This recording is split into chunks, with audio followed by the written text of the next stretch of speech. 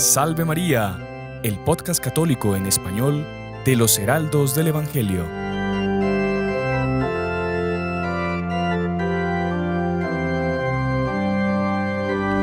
Muy estimados amigos que nos acompañan, como es habitual, por Radio Luz, por nuestro canal de YouTube, por Spotify y por todas las otras plataformas por donde sale nuestro programa. Bienvenidos a una nueva edición de esta serie que se llama Salve María con los Heraldos del Evangelio. Soy el hermano Sebastián Cadavid, que los acompaña el día de hoy, y estamos aquí junto con el hermano Juan Andrés, a quien saludamos. Salve María, hermano Juan Andrés. Salve María a todos, una alegría estar aquí con ustedes nuevamente en este episodio y esperemos que sea de mucho provecho para todos. Y también, como ya se está volviendo habitual, con nuestro querido Padre Arturo Lemnikian. Salve María, Padre Arturo, bienvenido. Salve María para todos, un gran gusto estar con ustedes nuevamente. ¿Cómo ha estado, Padre? ¿Qué tal? Muy bien, muy contento de estar aquí. Este programa va a ser, creo, muy interesante. Qué bueno, Padre. La semana pasada, con nuestros queridos oyentes, estuvo el Padre Íñigo y nos habló de un tema súper interesante, que es uno de los novísimos del hombre también, después de la muerte, lo que ocurre, del juicio, y él habló de un lugar donde habitualmente las personas pasan antes de irse al cielo, las personas que se salvan, y que era el tema del purgatorio. Y él contó muchos casos interesantes. Para los que no vieron ese episodio, les recomiendo mucho que lo vean, se aprende muchísimo. Incluso mostró una foto de una aparición de un alma del purgatorio real, que fue algo muy impactante, muy interesante. Y él hablaba pues de todo ese lugar de tormentos o sea, no son tormentos en realidad, es un lugar de purificación que las personas, que las almas tienen que pasar por ahí para estar enteramente limpios para poder entrar al cielo. Recordemos que al cielo no entra nada que esté manchado. Y el día de hoy hemos decidido hablar de un tema que justamente nos puede ayudar a evitar pasar por el purgatorio, que sería como una especie de pasaje directo para el cielo si sabemos utilizarlo y aprovecharnos bien de ese don que nos da Dios, nos da la Santísima Virgen por medio pues, de la Santa Iglesia Católica, y que son las indulgencias, un tema que lastimosamente ha sido muy atacado por los enemigos de la Iglesia porque pues digamos que se ha entendido mal por un lado. Y por otro lado también puede ser que hayan habido abusos en algún momento. Exacto. Al respecto de la consecución de estas indulgencias. Y el día de hoy pues el Padre Arturo y el hermano Juan Andrés y bueno, este servidor trataremos de hablar sobre esos temas y que todo quede claro para que nosotros sepamos aprovechar ese gran don que son las indulgencias. Ahora, Padre, perdón, hermano. No, solo quería contar un hecho que creo que va a servir para que el Padre por favor nos explique. Muy interesante que pasó con Santa Teresa de Jesús.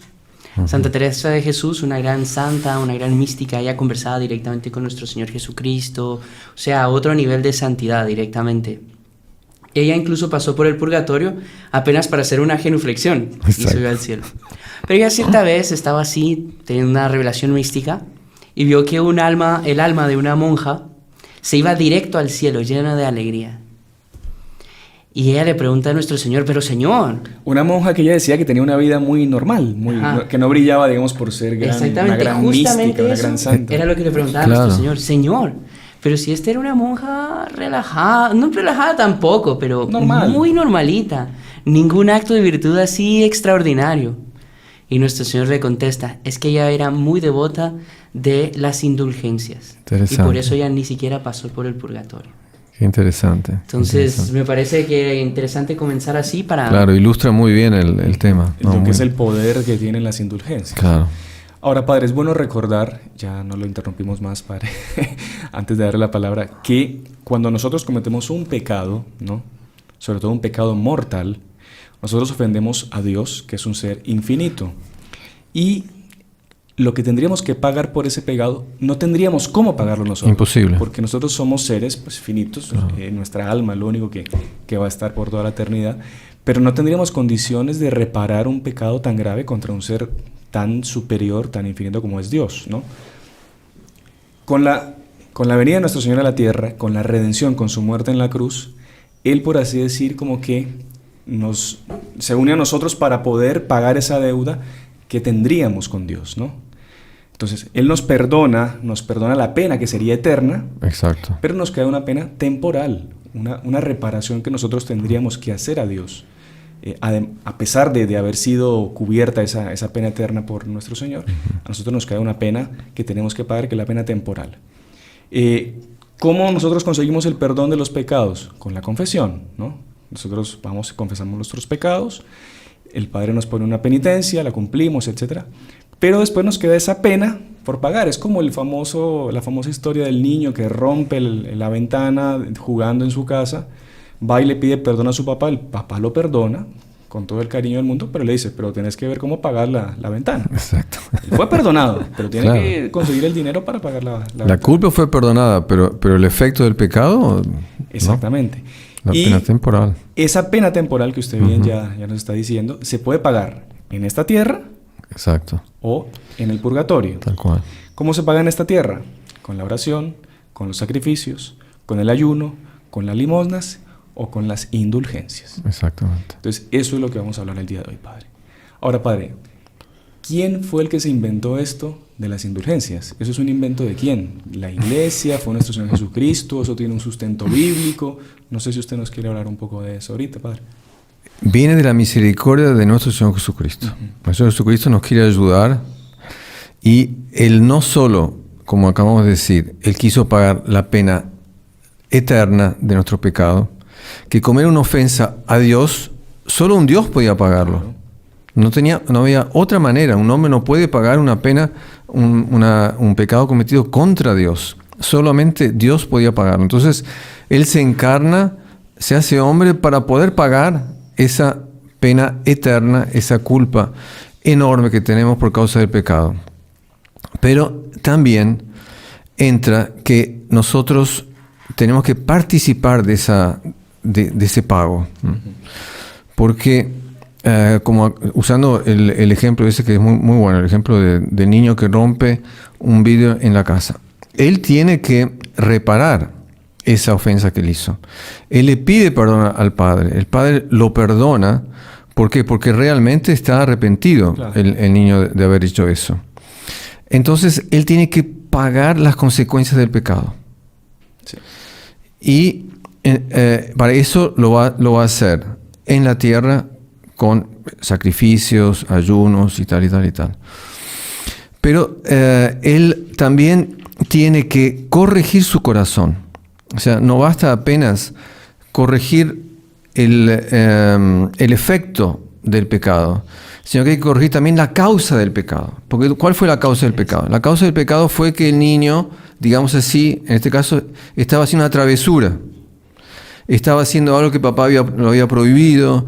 Estaba, no sé, agarró un zapato, por ejemplo, y la mamá le había dicho que no se tiran los zapatos no por la ventana. Y él quiso tirar el zapato por la ventana, solo que estaba cerrada, ¿no se dio cuenta? Claro, claro. Es un desorden que el niño tuvo exterior, como usted dice, una desobediencia. Entonces, una falta. Una falta interior, un desorden del corazón de él. Entonces, él tiene que reparar el vidrio. Claro. Pero también tiene que reparar el desorden del corazón. Y eso es realmente la razón por la cual existe el purgatorio. El purgatorio existe para que la persona termine de pagar los efectos del pecado y la causa del pecado. Y la causa del pecado está en el corazón de las personas. Entonces, la Iglesia quiere ayudar a la persona a pagar esa deuda que tiene, esa deuda temporal. Y entonces la Iglesia recomienda algunos actos de devoción que hacen con que la Iglesia como que pone parte del pago. O sea, la persona paga una parte y la Iglesia paga la otra. En el sentido que la persona hace ese acto de devoción, como por ejemplo vamos a ver ahora 4 actos muy simples que se pueden hacer para ganarse una indulgencia plenaria. Por ejemplo, se puede hacer 30 minutos de adoración al Santísimo Sacramento en una capilla, en una iglesia, ¿no? Entonces, la Iglesia lo invita a la persona a hacer ese acto de devoción. Pero también pone de ella de que, bueno, usted hizo eso que ya en sí vale. Ya en sí vale muchísimo, ¿no? Pero además le voy a dar un perdón mayor todavía. Voy a hacer con que su acto valga más todavía.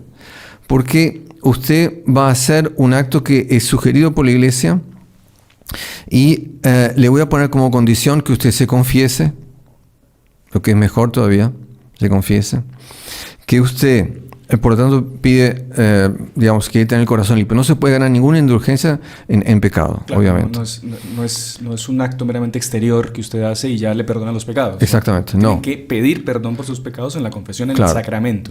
Y sobre todo, no es un acto arbitrario.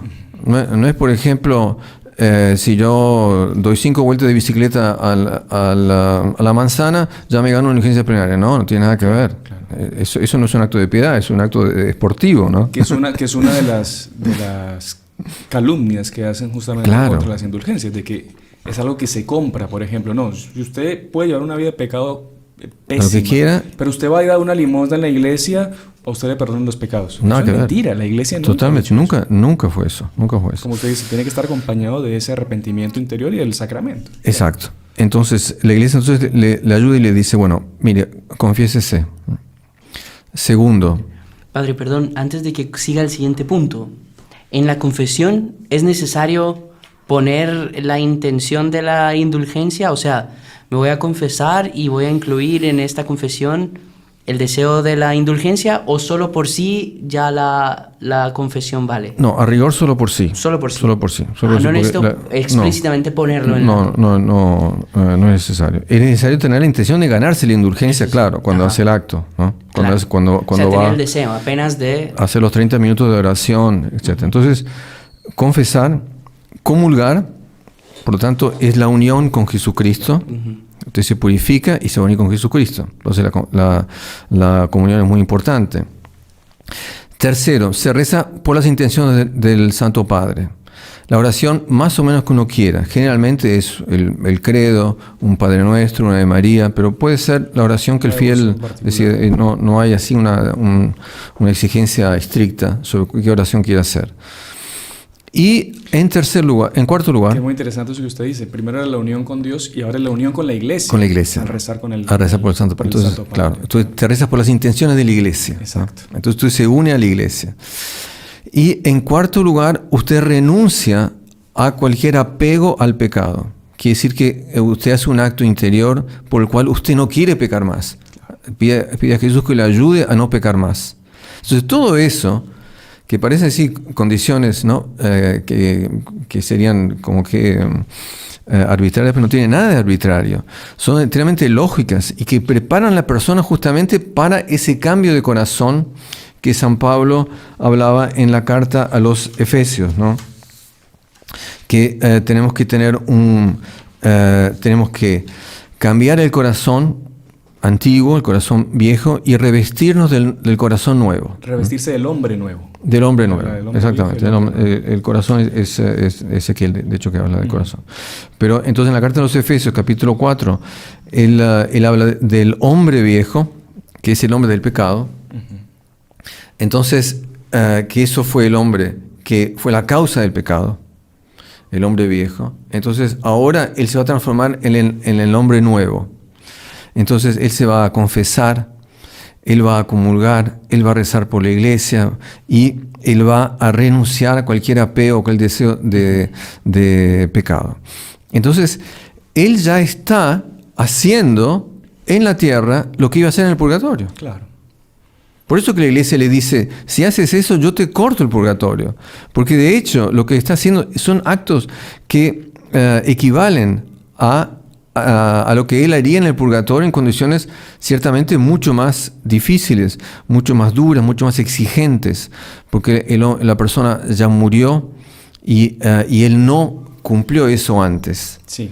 Entonces eso agrava la pena. Me parece interesante ahorita, para que no entremos en una confusión con nuestros oyentes, los requisitos que usted dio ahorita son requisitos para ganar una indulgencia plenaria. Porque hay dos tipos de indulgencias. Tal cual. La indulgencia plenaria y la indulgencia parcial. La indulgencia plenaria es la que borra toda la pena temporal que nosotros tendríamos que pagar en el purgatorio, ¿no? Exactamente. Toda, queda la persona limpia. Y esos son los requisitos que nos pide la iglesia para ganarlo. Y está la indulgencia temporal, que... parcial. Parcial, exactamente. Claro, ¿tiene otros requisitos distintos o son estos mismos requisitos?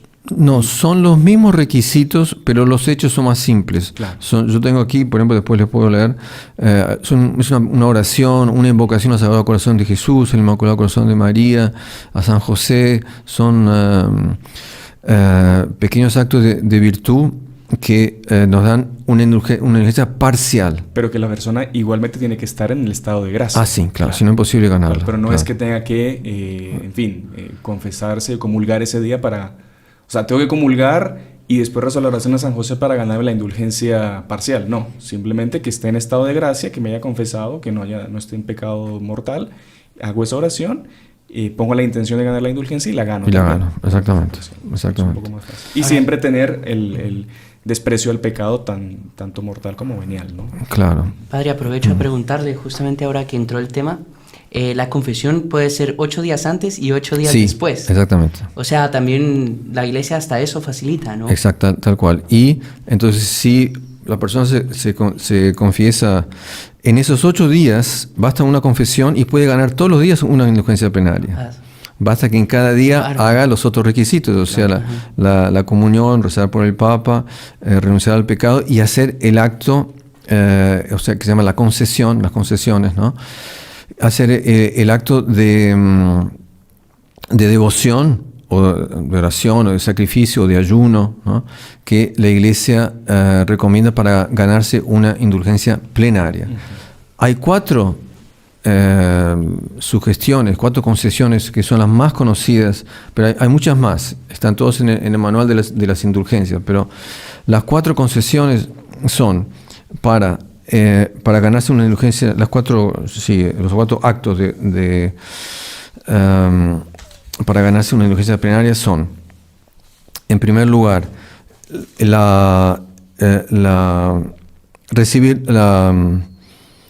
hacer un Vía Crucis, por ejemplo, en una iglesia. Uno va y percorre las 14 estaciones del Vía Crucis, haciendo la oración en cada Vía Crucis. Rezar el rosario en una iglesia, de preferencia en conjunto.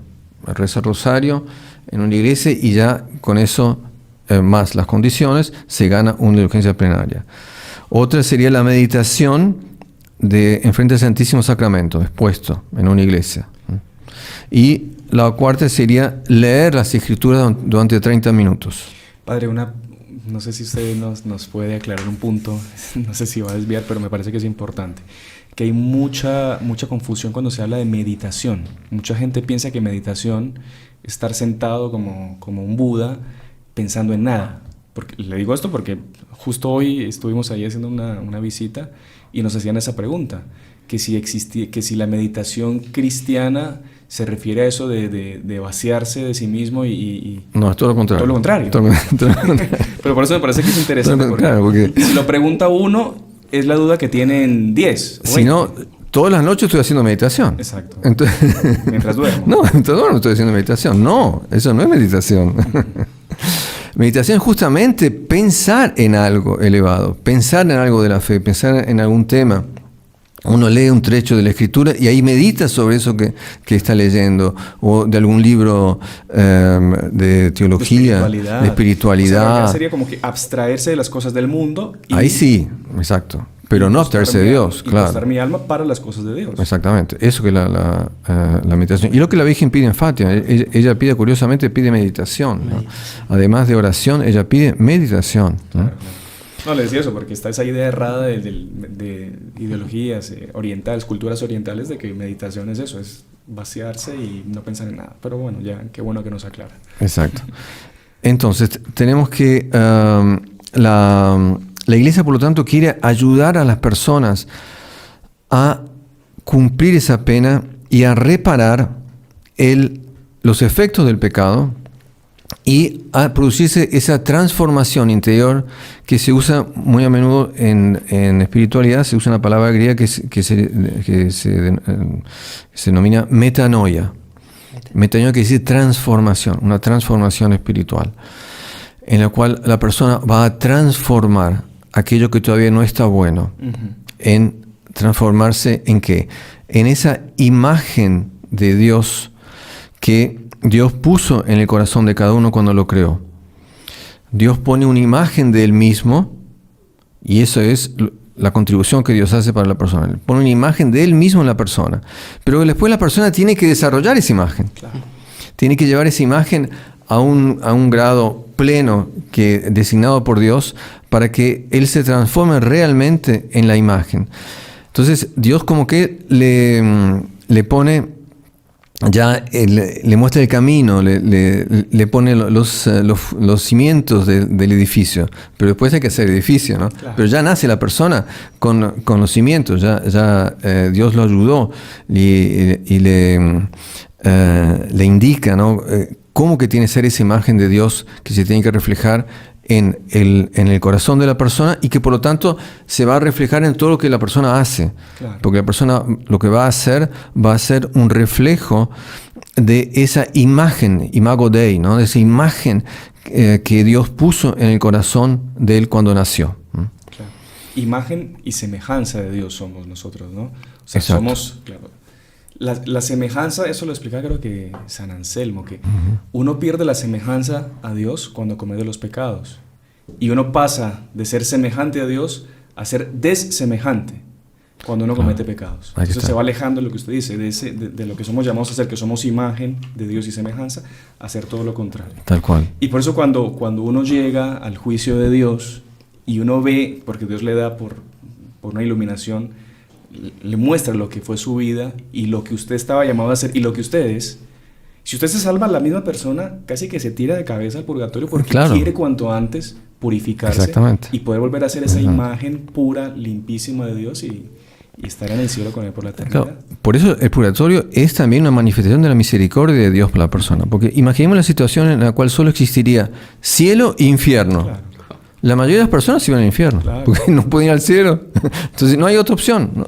No. Eso es un argumento. Hay otra opción. Un argumento que escuché también en una discusión de un sacerdote con una persona que no creía en el purgatorio.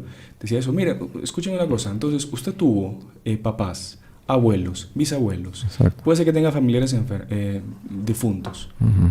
O ellos eran santos e inmaculados, Claro. pero están todos en el infierno. Exacto. ¿Usted cree que están todos en el infierno? No están todos. Yo confío en la misericordia. Claro, justamente la misericordia de Dios está también en el purgatorio. Claro, Nos da está. la posibilidad Evidente. de purificarnos. El después ejemplo de Santa Teresa, del hermano Juan Andrés, que si ella tuvo que ir a hacer una reflexión al purgatorio, que dice que si no existiera el purgatorio, no sé cómo haría, ¿no? ¿Dónde haría la reflexión? Pobre Santa Teresa. No, y lo que hablábamos antes, mismo en el Antiguo Testamento, antes de que nuestro Señor viniese y hiciese la redención, claro, los justos, los santos, no iban al cielo directamente, porque No, las puertas estaban cerradas. estaban Iban a un cerradas. lugar, al limbo de los justos, a esperar que viniese Dios a redimirlos, ¿no? Claro. Nuestro Señor Jesucristo. Pero Exacto. bueno, Padre, el primer bloque se nos acabó el tiempo ya. Y a la vuelta pues vamos a tratar también de un tema que es muy interesante, que está relacionado con las indulgencias, Ujú. que tiene que ver mucho con este hombre Martín Lutero, que Ah, fue sí. el principal opositor y el que más atacó Claro. esto de las indulgencias Exacto. en la Iglesia Católica. Así que si a Perfectamente. usted le interesa, obviamente que sí, porque hay que conocer más nuestra fe, no se despegue porque ya regresamos con la segunda parte de nuestro programa. ¡Salve María! Continuamos, queridos amigos, con la segunda parte de nuestro programa el día de hoy, en el que estamos tratando sobre el tema de las indulgencias. Y al Padre Arturo le queríamos pedir si nos hace un pequeño resumen de lo que vimos en la primera parte para la gente que se está sintonizando ahorita, que se está conectando, Claro. de lo que vimos en la primera parte del programa, Padre. Un punto muy importante que tiene que quedar claro es que las indulgencias no perdonan los pecados. ¿Está claro? Eso es muy, muy importante. Las indulgencias ayudan a pagar la pena temporal que el pecado causa. Nuestro Señor Jesucristo, por su redención, Él paga la pena eterna. Él permite que seamos perdonados por haber ofendido a Dios. Pero después tenemos que poner de nuestra parte, tenemos que pagar los efectos de nuestros pecados mortales y veniales. Y además tenemos que transformarnos para hacer aquello que Dios quiso que nosotros seamos, para que es una condición indispensable para poder entrar en el cielo. Entonces, hay muchas maneras de hacerlo, ¿no? Mencionamos ayunos, sacrificios, oraciones, ¿no? Y también están las indulgencias, que la Iglesia interviene en eso y nos ayuda. Entonces es más o menos como, volviendo al ejemplo del niño que rompió el vidrio, entonces que viene el hermano mayor del niño y lo ayuda a reparar el vidrio. El hermano menor que rompió el vidrio está arrepentido, ya le pidió perdón al papá, quiere corregirse, no lo quiere hacer de nuevo, pero él le cuesta poner el vidrio nuevo. Porque o mismo si lo tiene que pagar, él no tiene cómo. No tiene cómo. Condiciones de trabajar. Exacto. Entonces ahí que viene el hermano mayor, la iglesia, la comunión de los santos, ¿no? Viene el hermano mayor y dice, no, yo te ayudo. Mira, aquí tengo un vidrio, no sé qué, tenemos masa para ponerlo, lo vamos a cortar y tal. Entonces viene y lo ayuda y con eso el hermano menor puede pagar la pena, que se llama la pena temporal, puede pagar la pena temporal más rápido. Y entonces sale de esa situación desagradable y le puede después ir a decir al papá, mira papá, el vidrio ya está arreglado. Y todo se arregla y van a tomar algo juntos, y, ¿no? Bueno. Entonces, las indulgencias son para eso. Es una manifestación de la misericordia de la iglesia para ayudar a las personas a cumplir su pena temporal. ¿La iglesia tiene derecho de hacer eso? Sí, porque Jesucristo dejó a San Pedro el poder de administrar la redención. O sea, no es que la iglesia es dueña de la redención, pero sí administra la redención que viene de nuestro Jesucristo. Entonces, cuando en el Evangelio de San Mateo, en el capítulo 16, cuando Jesús le dice, tú es Pedro, y sobre esta piedra edificaré mi iglesia, y el poder de la muerte, el poder del infierno, no prevalecerá contra ella. Entonces, acto seguido le dice, yo te daré las llaves del reino de los cielos. Quiere decir que la iglesia tiene también la llave del reino de los cielos. Es una cosa impresionantísima. Todo lo que ates en la tierra quedará atado en el cielo. Quiere decir que lo que la iglesia hace, la iglesia militante, lo que la iglesia hace en la tierra, va a ser reconocido por la iglesia celeste. Quedará atado en el cielo. Y todo lo que desates en la tierra se quedará desatado en el cielo. O sea, todo lo que perdones en la tierra será perdonado. Y lo que no perdones no será perdonado. Por ejemplo, una persona que va y no está arrepentido de un pecado y digamos, pide perdón, pero él en el fondo confiesa que lo va a hacer de nuevo. Entonces la iglesia no lo va a perdonar. Claro. Porque no puede perdonarlo. Y mucho menos indulgencia. Indulgencia no tiene nada que ver, ¿no?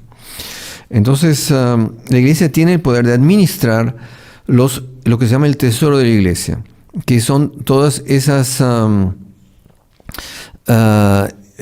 gracias, esos méritos, ¿no? Infinitos de nuestro Señor y finitos de la Santísima Virgen, de los santos y mismo de nosotros en la tierra.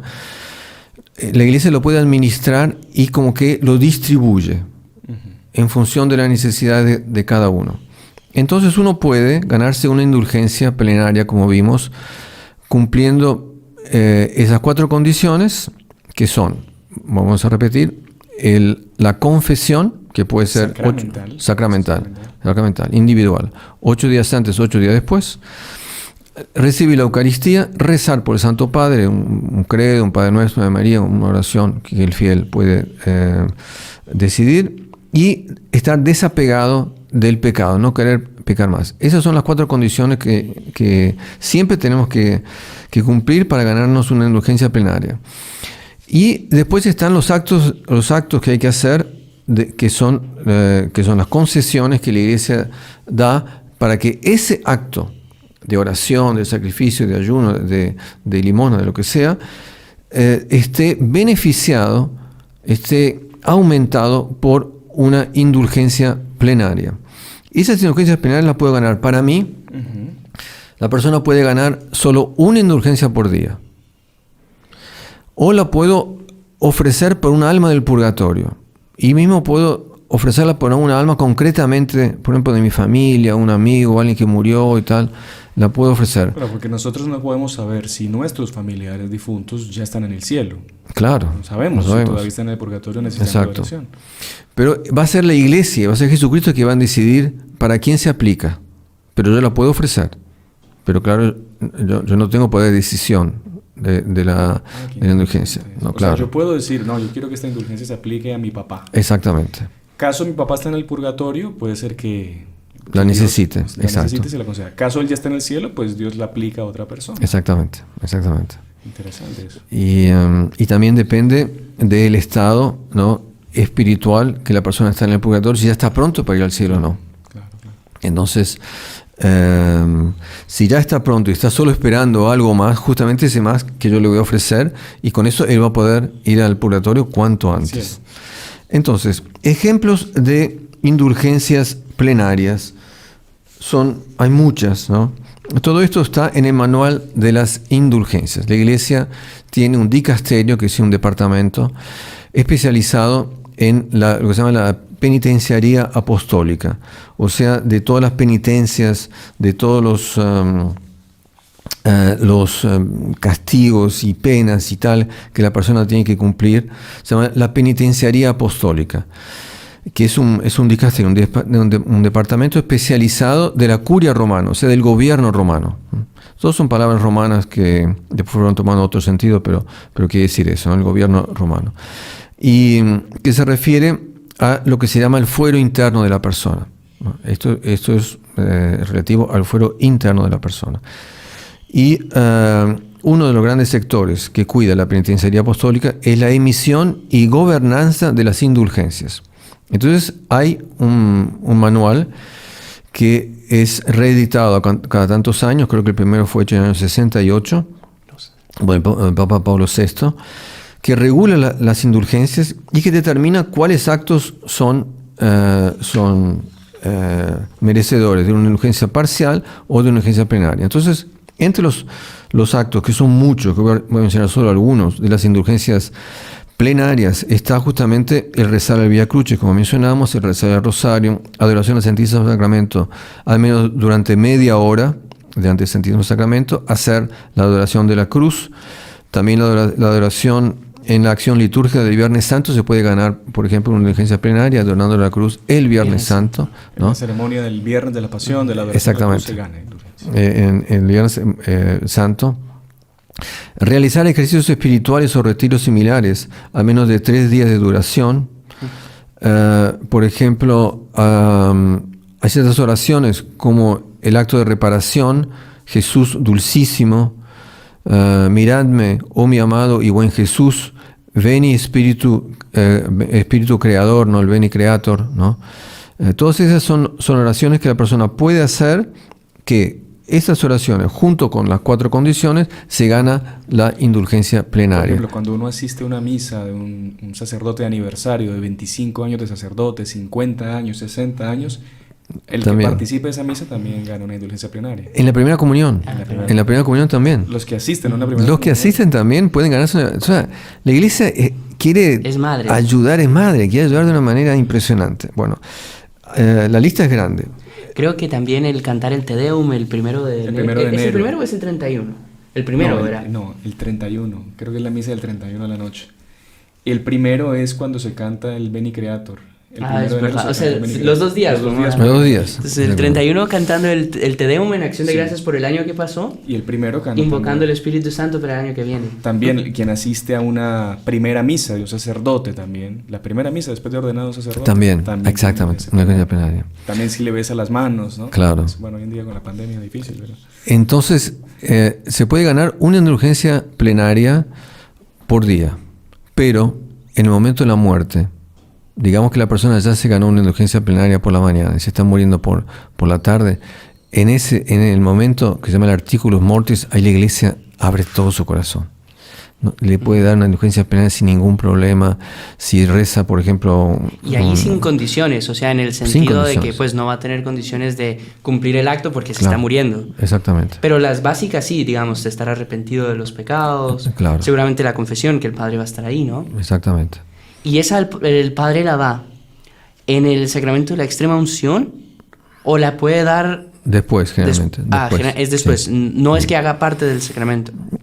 No hace parte del sacramento. Qué interesante. Y hay una bendición, ¿no? Una bendición papal que el sacerdote puede dar y que tiene una indulgencia plenaria, ¿no? O sea, La iglesia en el momento de la muerte hace todo lo posible para salvar, porque la ley de la iglesia es la salvación de las almas. Ese es el leitmotiv de la iglesia. Salvar Había las un almas. padre español que decía, al infierno solo van los voluntarios. Y ahí uno entiende por qué, ¿no? Porque la tanta misericordia de la iglesia. Exacto. Padre, y antiguamente, no sé si usted se acuerda, que íbamos a confesarnos con un padre que se llamaba Armando, que era bien mayor, sí. que él daba una fórmula de absolución muy bonita, Sí. que la daba en latín, excomunión en subcondiciones y no sé cuánto, y le daba un montón de fórmulas. Suspensión, indulgencia. Claro, exacto. Como usted sentía claro, se sentía el perdón de Dios, pero se sentía como que me perdonaron de verdad lo que se dice, claro, siempre es, pero claro, cuando pero como que tenía más fuerza esa sí, fórmula, ¿no? Y ahí metía la palabra indulgencia por el medio, claro, en la época no sabíamos tanto latín, entonces nos costaba más, pero muy, muy bonita, muy bonita. Indulgencia parcial, por ejemplo, se puede ganar rezando a los santos apóstoles San Pedro y San Pablo, ¿no? Rezando una ejaculatoria a ellos, rezando el Tantum Ergo, ¿no? En la oración. Cualquier jueves eucarístico es el Tantum Ergo. Sí, exactamente. El Veni Creator Spiritus, ¿no? El Jesús Dulcísimo, Redentor del género humano. Miradme, oh mi amado y buen Jesús, ¿no? Rezar la salve, rezar el Angelus, también tiene una indulgencia parcial, ¿no? Rezar el Anima Christi al final de la comunión, cuando se reza el Anima Christi se puede ganar una indulgencia plenaria, que la persona justamente ya comulgó, asistió a misa, no solo le faltaría Qué bárbaro. rezar por con el Anima Christi de la misa diaria. No, claro. Solo realizarse claro. una señal de la cruz bien hecha, pronunciando las palabras correspondientes, también da una indulgencia parcial. Claro. Y es lindo porque eso justamente, ¿por qué lo hace la iglesia así? Para estimular a las personas a rezar. Porque además del beneficio de rezar en sí, yo sé que me voy a ganar más todavía, porque la iglesia me estimula a hacer esas cosas. Por lo tanto, decir que las indulgencias era un hecho para hacer dinero, que se vendían esto y aquello, es totalmente absurdo, ¿no? Bueno, no padre, tiene si le ningún parece, sentido. entramos en ese tema un poquito como para dejar, pues para aclarar un poco esa situación. Que la iglesia, como decíamos, tiene un montón de indulgencias que pone a disposición de las personas, pero uno de las opciones de actos que la iglesia propone para poder ganar la indulgencia es dar la limosna. Exactamente. O sea, hay gente que, no sé, tiene más facilidad o tiene bienes suficientes o mismo, aunque tenga pocos bienes, es un acto bonito también porque es un acto que a veces cuesta desprenderse de algo. Jesús le dice al niño rico del Evangelio, ¿no? Al joven rico, ¿no? Da todo, ¿no? Claro. Entrega todo, ¿no? O sea, da limosna. O sea, es recomendado por Jesucristo, Él mismo personalmente.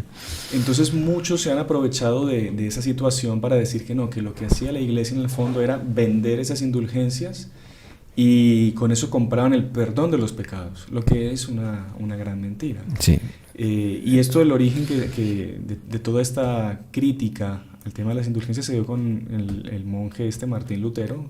En el siglo XVI, siglo XVI, ¿no? Cuando él en el año 1517, por lo que recuerdo, 1517. justo un día 31 de octubre, ¿no? Exactamente, el 31 de octubre del 17, el día... Como ya sabemos que es el día que se celebra el Satanás. cumpleaños de Satanás. El día ese, él en la Universidad de Wittenberg, ahí en Alemania, él va y pega sus famosas 95 tesis. En la puerta de la capilla del palacio, que era también la puerta también a la capilla de la Universidad de Wittenberg. Y él era profesor, era profesor de teología, era confesor y tal. Y era monje. El tema de Lutero incluso daría para hacer un podcast. Un otro podcast, claro. Pero, digamos, el origen de la vocación de él, como fue una cosa completamente muy rara, que él, una tormenta eléctrica. Con un rayo, exactamente. Tuvo miedo de la muerte y entonces él hizo promete... una promesa a Santa Ana. Claro, de hacerse religioso. Que si lo libraba de esa tormenta, que él se hacía monje. Exacto. Entonces, él está en medio de esa tormenta y se salva de la tormenta y toca la puerta del convento de los agustinos y ahí es que entra y pide para ser recibido como agustino. Una cosa rarísima, ¿no? Muy raro, muy raro. Y de hecho se dice que él era un gran estudioso de las Sagradas Escrituras, etc. El problema es que él empezó a interpretarla a su antojo, ¿no? Completamente. Los grandes errores Completamente. Era un hombre escrupuloso, Claro. que tenía el gran problema justamente de la salvación. Él dudaba de la salvación de Jesucristo. Entonces tenía muchos escrúpulos. Sí. Y por eso que él después fue elaborando su doctrina en la cual solo la fe salva y solo Jesucristo salva. Por tanto, no le sirve a usted de nada hacer nada, Claro. porque si Jesucristo decidió que usted no se va a salvar, usted no se va a salvar. Es lo que se llama la doctrina de la predestinación. Exactamente. O sea, la persona que ya fue creada, decía él, predestinada para irse al infierno o para irse al cielo, no adelanta de nada usted tener una vida moral bien o mal llevada, porque usted ya está predestinado a un destino eterno, ya sea para el cielo o para el infierno. Entonces, él decía, peca fortis. O sea, Exacto. peque, porque usted ya... Porque Dios de todo ya está decidido. Claro, Dios ya lo juzgó y ya lo... Ya. Entonces, claro. ¿Y qué pasó? En esa época, bueno, tampoco no podemos obviar lo que estaba pasando en Europa. Es bueno saber que había una cierta decadencia de costumbres fuerte, y lastimosamente en Roma se estaban preocupando más por cuestiones artísticas, por así decirlo, Aquí que está. por la salvación de las almas. Ese es el problema. Y el Papa, si no me equivoco, Julio II, Sí. él había comenzado con el proyecto de la construcción de la Basílica de San Pedro, que era una obra monumental, gigantesca, la que exigía una gran cantidad, una suma de dinero muy grande. Y él fallece, sube al trono León X, y León X manda, para terminar la construcción de la basílica, lo que había empezado Julio II, manda a hacer una recaudación de dinero, y manda a predicar a Alemania, en la zona de Maguncia, al obispo Brandenburgo, A un dominico, a ¿no? un dominico llamado Johann Tetzel, ¿no? Exactamente. Que este Johann Tetzel, hay que decirlo, parece que no fue muy bien sucedido a la hora de predicar No. lo que eran las indulgencias, Claro. lo que era la forma de que con las limosnas se pudiesen ganar esas indulgencias. Y dicen algunos historiadores que una de las cosas que más puso furioso a Lutero con el tema de la predicación de Juan Tetzel es que Juan Tetzel era dominico y que no habían nombrado a los agustinos, que eran los que tenían mucha más fuerza en la zona, para predicar y para recaudar esas indulgencias. Eso es uno de los Nada teológico como... Nada. Y bueno, en fin. Entonces, a raíz de todo eso, y hay que decirlo también, no fue muy bien predicado, como decíamos, por Juan Tetzel, es que Lutero se pone completamente en contra y, como decíamos, da ese tema de las indulgencias, da pie a que él clave esas 95 tesis contra el Papa, ¿no? Que el padre, incluso en estos días comentábamos que son... Estuve leyendo Sí. estas 95 tesis de Lutero y no podía creer que esto sirve como que un documento importante para la iglesia luterana. Porque si uno va a ver las 95 tesis, son cosas que a veces ni siquiera hace sentido, no se sabe qué es lo que quiere decir, no son claras teológicamente las afirmaciones, son ambiguas. Y se contradicen. Por ejemplo, él va a decir, imagínense la pregunta que él se pone. ¿Quién sabe, acaso, si todas las almas del purgatorio desean ser redimidas? ¿Pero qué pregunta? O sea, se pregunta, o sea, ¿cómo alguien de salud mental normal puede pensar que alguien está en el purgatorio y no quiere salir, ¿no? Claro. O sea, eso es un teólogo, o sea, rarísimo. Después él habla contra las indulgencias, pero en la tesis 71 dice lo siguiente: quien habla contra la verdad de las indulgencias apostólicas sea anatema y maldito. O sea, pero entonces se cae de un lado del caballo, después del otro. No, y después él ya empieza directamente a negar el purgatorio. Él ya en una de sus tesis niega el purgatorio porque dice que no está la palabra purgatorio en las Sagradas Escrituras. Exacto. Entonces ya, o sea, entonces él, una cosa, primero habla de las almas de purgatorio y después niega la existencia. No otra contradicción, ¿no? Usted ve también, me acuerdo en uno de los primeros episodios de este podcast, Salve María, hubo uno sobre el cisma. Interesante porque el padre decía eso, que cada hereje, en el fondo, es un orgulloso.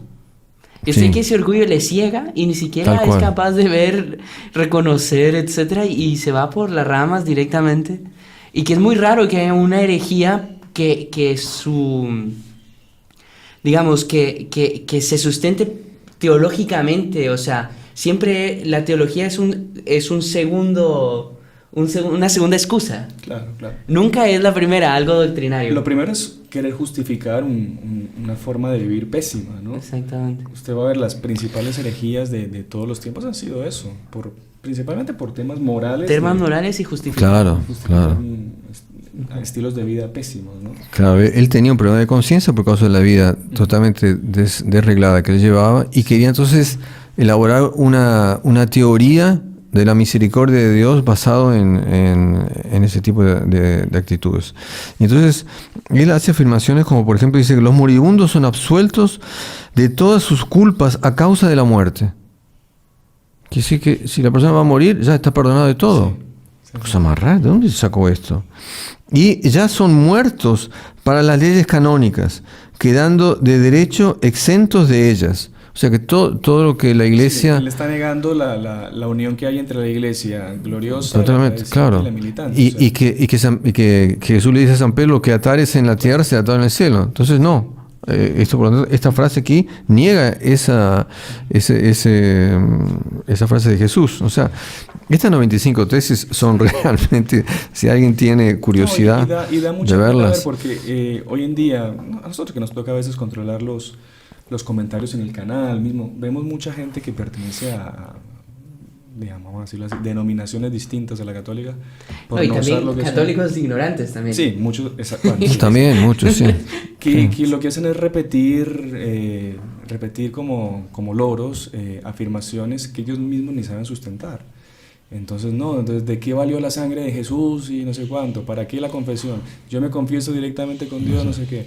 El purgatorio no es bíblico, porque solo está dicho que se muere una vez y después el juicio. Claro, pero, o sea, como decíamos, el gran error de ellos es interpretar o seguir la interpretación que hace pues un líder que tengan ellos de las Sagradas Escrituras a su antojo, y no se basan pues en lo que es la tradición de la Iglesia, los padres apostólicos, en fin, entonces... están llevándolos a un camino completamente equivocado y errado, ¿no? Exacto. Ahora, en el fondo, atacar las indulgencias es atacarse a sí mismo, porque... o un beneficio que uno mismo tendría. Exactamente. O sea, es como que alguien le quiere dar algo y usted le está atacando a ese que le está dando algo. Sí, claro. Pero que, como bien dicen ellos, no hay peor ciego que el que no quiere ver. No, y da mucha pena, hay que rezar por ellos, porque es una obligación esta también. Pero yo creo que después de la muerte, los sustos que se van a dar algunos ahí por tanta cosa que han atacado de la iglesia y criticado, bueno, que Dios tenga pues misericordia de ellos y de nosotros también, ¿no? Porque todos necesitamos mucho de esa misericordia. Y Padre, y qué mejor, me parece que ya pues se nos ha ido el tiempo, no sé si usted quiere decirnos algo más, pero lo que le iba a proponer es que ganemos alguna indulgencia. Podemos ganar una indulgencia ahora mismo, todos juntos, una indulgencia parcial, ¿no? Y vamos a terminar con eso, rezando el acordaos, el memorare, ¿no? La famosa oración que se atribuye a San Bernardo, pero parece que no fue San Bernardo de Claraval, sino un otro Bernardo en el siglo XVII, que se llamaba el padre Claudio Bernardo, que él rezó esta oración y se curó. Y entonces la difundió. Y ahí todo el mundo le encantó la oración, y hasta mismo San Francisco de Sales, por ejemplo, un gran difusor de esta oración del memorare a la Virgen María, y de hecho es muy linda, tiene mucha sustancia teológica, es muy linda. Pero si tenemos un minuto apenas, quería decir que hay frases de las Escrituras que justifican toda esta doctrina de las indulgencias. Voy a mencionar apenas una sola, porque del Evangelio de San Mateo. Pedid y se os dará, buscad y encontraréis, llamad y se os abrirá, ¿no? O sea, tenemos que hacer eso, tenemos que pedir, y la Iglesia nos va a dar, Jesucristo nos va a dar. Porque quien pide recibe, quien busca encuentra, y al que llama se le va a abrir, se le abrirá. Solo bueno, una frasita principal, porque se nos fue el tiempo. Entonces, vamos a rezar el acordaos. En el nombre del Padre, del Hijo y del Espíritu Santo. Amén. Acordaos, oh piadosísima Virgen María, que jamás se ha oído decir que ninguno de los que han acudido a vuestra protección, implorando vuestro auxilio, haya sido desamparado. Animado por esta confianza, a vos acudo, oh Madre, Virgen de las Vírgenes, y gimiendo bajo el peso de mis pecados, me atrevo a comparecer ante vos. Oh Madre de Dios, no desechéis mis súplicas, antes bien, escuchadlas y acogedlas benignamente. Amén. Padre, muchísimas gracias Muy a bien. usted, al hermano Juan Andrés y a todos los que nos han acompañado, y nos despedimos ahora sí con una bendición. Una bendición. El Señor esté con ustedes. Y con tu espíritu. Y la bendición de Dios Todopoderoso, Padre, Hijo y Espíritu Santo, descienda sobre ustedes y permanezca para siempre. Amén. Amén. Salve María. Salve Salve María. María. Y si le gustó el video, no se olvide de inscribirse en el canal, dejar su like y activar las notificaciones en la campanita para no perderse ningún video del canal. Comente y comparta con sus amigos y familiares.